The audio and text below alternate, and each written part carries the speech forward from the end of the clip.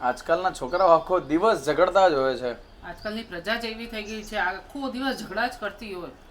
આજકાલના છોકરાઓને સાચા અને સારા સંસ્કારની જરૂર છે. જી હા, એટલે જ હું આવી રહ્યો છું દરેકના ઘરમાં એક નવા સ્વરૂપમાં.